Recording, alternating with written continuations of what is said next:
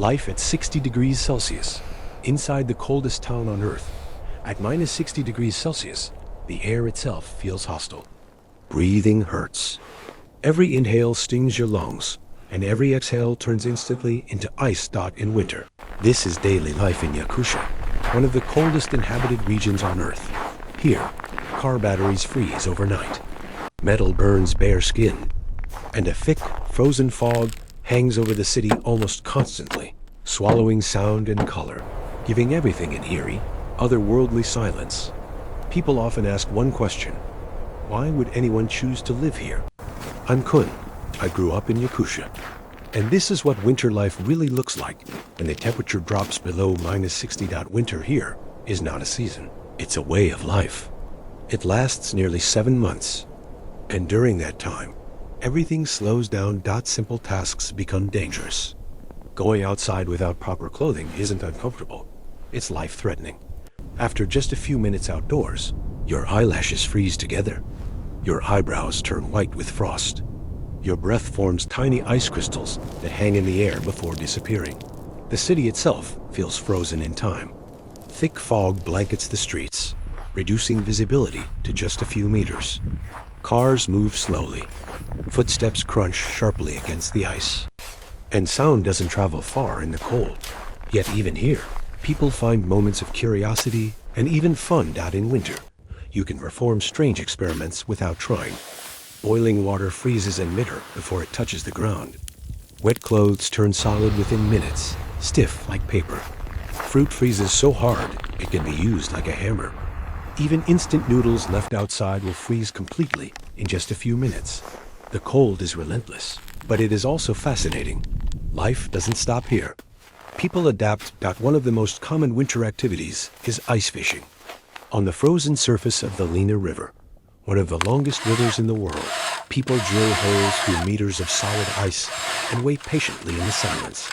There is no rush, no loud conversation, just the wind, the cold, and the quiet pull of life beneath the ice. Food in Yakutia is shaped entirely by the climate.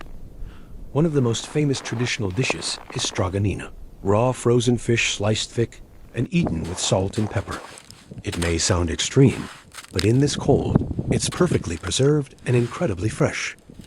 Another favorite is indigurka, frozen cubes of fish mixed with oil, onion, salt, and pepper. There is also frozen horse meat, and even raw frozen horse liver, eaten immediately before it softens. Dessert doesn't escape the cold either. A traditional Yakutian treat is a frozen mixture of cream and berries, something like ice cream, but born entirely from winter itself. Water is another daily challenge, because the ground is permanently frozen, locked in the thick permafrost. Digging underground pipes is incredibly expensive. Many villages don't have water systems at all. So people collect water directly from frozen lakes. They cut massive blocks of ice by hand and transport them home. I've tried this ice water myself. It's unbelievably clean. And surprisingly, it tastes better than tap water. Clothing here is not fashion. It's survival. As a child, I wore layers of fur every day. Fur coats, fur hats, fur mittens, and traditional boots made from deer fur. Absolutely essential in winter. Before going outside, I wrapped my face tightly with a scarf, leaving only my eyes exposed. Even then, after 15 minutes, my cheeks would start to freeze. Forgetting mittens was dangerous. Exposed fingers could freeze in minutes. I remember freezing my cheeks multiple times as a kid. Painful lessons that taught respect for the cold early in life. Out on the streets, the frozen fog makes everything feel distant and unreal. You can barely see buildings ahead. People move carefully, slowly. No one rushes in minus 60. But despite everything, the danger, the isolation, the cold life continues. Children grow up here. Families gather. Traditions survive. People don't just endure this environment, they understand it. Living in Yakutia teaches patience. It teaches preparation. And above all, it teaches humility in the face of nature. This cold doesn't forgive mistakes, but it also builds resilience unlike anywhere else on Earth. This is winter in Yakutia.